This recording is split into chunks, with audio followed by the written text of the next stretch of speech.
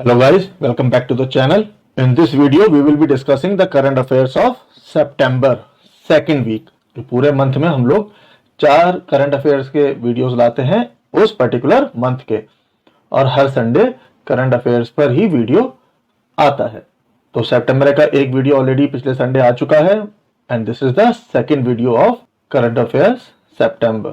तो चलिए इसको शुरू करते हैं। India is setting up an offshore floating wind park in Gulf of Mannar with which country.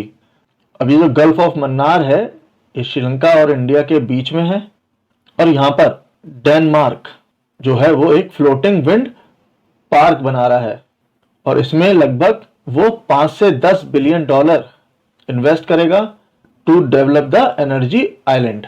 और इसमें जो इनका प्रोडक्शन टारगेट है अचीव करने का वो लगभग 10 गीगावाट तक की एनर्जी प्रोड्यूस करने का इसका टारगेट है।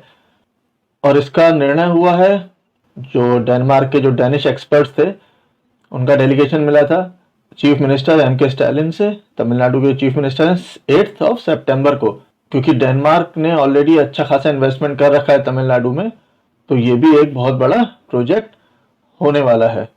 अभी तक डेनमार्क ऑलरेडी $750 मिलियन तमिलनाडु में इन्वेस्ट कर चुका है।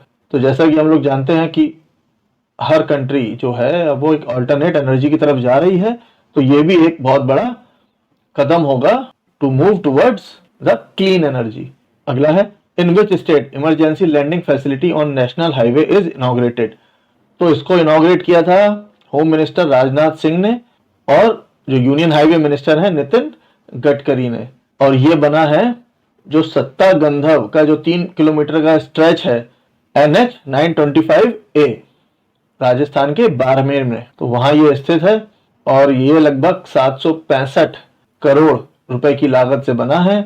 इसमें आपातकालीन स्थिति में, वैसे तो नॉर्मल ट्रैफिक चलेगा, और आपातकालीन स्थिति में, युद्ध की स्थिति में यहाँ पर फाइटर जेट्स को उतारा जा सकता है, उनकी इमरजेंसी लैंडिंग करी जा सकती है। और ये बहुत ही स्ट्रेटेजिकली बहुत ही सही जगह पर प्लेस्ड है, पाकिस्तान के बहुत करीब है, तो वॉर की स्थिति में ऐसी हवाई पट्टियां बहुत काम आ सकती हैं। तो यह है Rajasthan. Who is appointed new DG of border security force.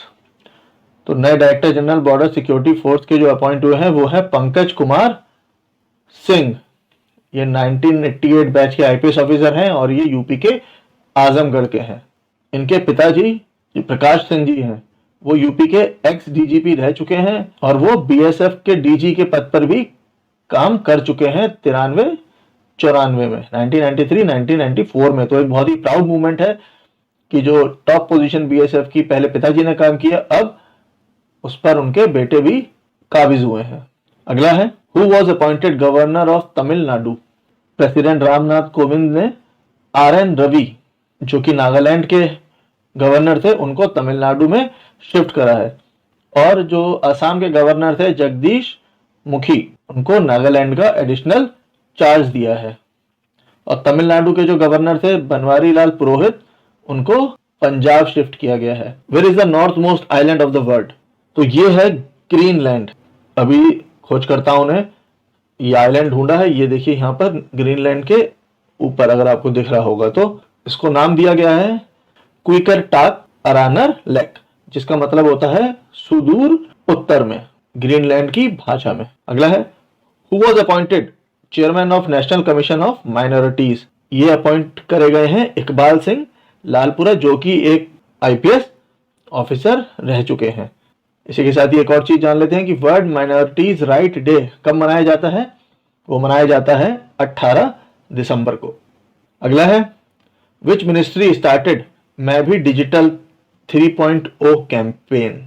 ये कैंपेन स्टार्ट करी है minister of housing and urban affairs ने, किसके साथ मिलके, इंफॉर्मेशन टेक्नोलॉजी मिनिस्ट्री के साथ, for digital onboarding and training of street vendors under PM Svanidhi योजना, जो कि 1 जून को लॉन्च हुई थी। जो प्रधानमंत्री ने पीएम स्वनिधि योजना कोविड के दौरान जो लॉन्च करी थी 1 जून को, उसके तहत जितने भी हमारे स्ट्रीट वेंडर्स हैं उनको ट्रेनिंग दी जाएगी और उनको डिजिटल चीजों की तरफ उनका रुख किया जाएगा, उनको भी एक तरीके से डिजिटलाइज कर दिया जाएगा।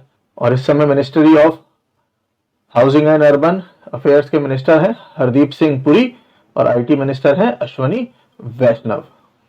ये भी आप याद रखिएगा। Where India's first indigenous high ash coal to methanol plant has been setup.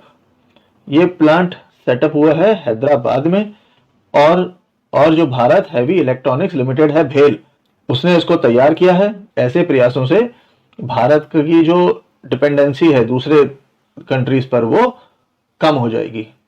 अगला है international Olympic committee band which country till 2022। तो ये है नॉर्थ कोरिया। नॉर्थ कोरिया ने टोक्यो ओलंपिक्स में अपनी टीम नहीं भेजी थी, कोई भी अपनी टीम नहीं भेजी थी, जिसके बाद आईओसी ने यह निर्णय लिया कि उसको 2022 तक के लिए बैन किया जाएगा, जिसके कारण अब नॉर्थ कोरिया विंटर ओलंपिक्स में भी पार्टिसिपेट नहीं कर पाएगा, जो कि बीजिंग में होने वाले थे 2022 में। Where is world's largest plant to convert CO2 from air into rock started.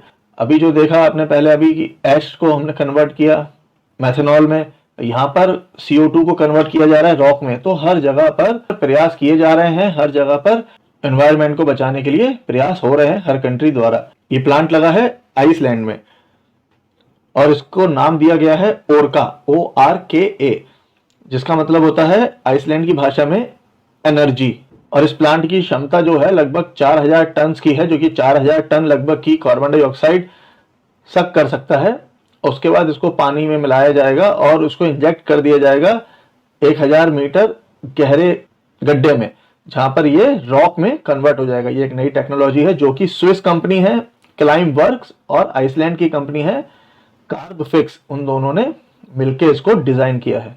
Who chaired US India strategic clean energy partnership SCEP। तो ये चेयर की थी हरदीप सिंह पुरी ने, minister of petroleum and natural gas है, along with US secretary of energy Jennifer Granholm. और ये virtual meeting थी। और ये SCEP जो है ये लॉन्च हुई थी अप्रैल 2021 में, अभी पिछले अप्रैल में, जब वो जो वर्ल्ड लीडर समिट हुआ था ऑन क्लाइमेट, जिसमें Indian prime minister Narendra Modi ने और अमेरिकन प्रेसिडेंट जो बाइडेन ने ये डिसाइड किया था कि इस मीटिंग को शुरू किया जाए भारत और अमेरिका के बीच में तालमेल और बैठाने के लिए क्लीन एनर्जी को लेकर। और इस वाली मीटिंग में जो अभी हुई है उसमें डिस्कशन किया गया है बायोफ्यूल्स को लेकर। अगला है व्हेन 13 ब्रिक्स समिट हेल्ड। जो 13वां ब्रिक्स समिट था वो कब हुआ? वो हुआ 9 सितंबर को, और इसको प्रधानमंत्री नरेंद्र मोदी ने इसको चेयर किया, इसके हेड थे वो भी समिट, यह समिट भी वर्चुअली ही हुआ है। और इसमें शामिल रहे जायर बोल्सोनारो ब्राजील के, सिरिल रामाफोसो साउथ अफ्रीका के, रशिया के व्लादिमीर पुतिन और चाइना के शी जिनपिंग। और जो ये ब्रिक्स 15 था, इसकी थीम थी, इंपॉर्टेंट है, आ सकता है, इसकी थीम थी BRICS @15 intra BRICS corporation for continuity consolidation and consensus. ये इसकी थीम थी, तो इसको आप याद रखिएगा। Next is when first ever international day to protect education from attack is observed.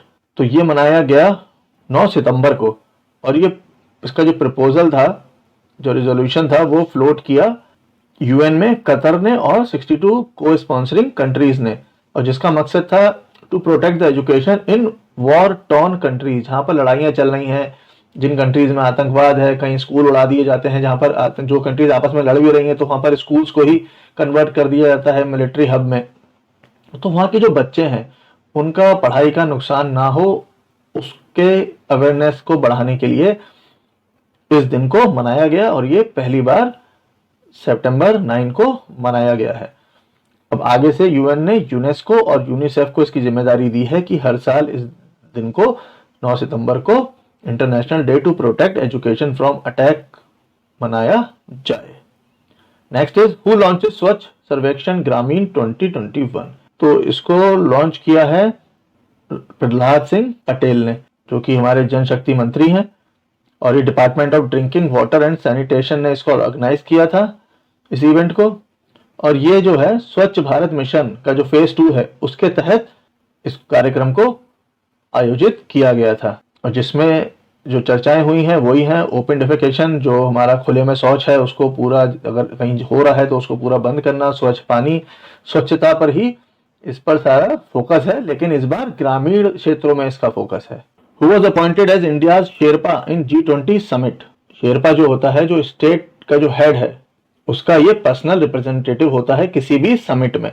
तो यहाँ पर ये बने हैं पीयूष गोयल, जो कि G20 समिट में भारत के प्रधानमंत्री नरेंद्र मोदी का प्रतिनिधित्व करेंगे, जो कि 30 से 31 अक्टूबर को होने वाला है इटली की प्रेसिडेंसी में।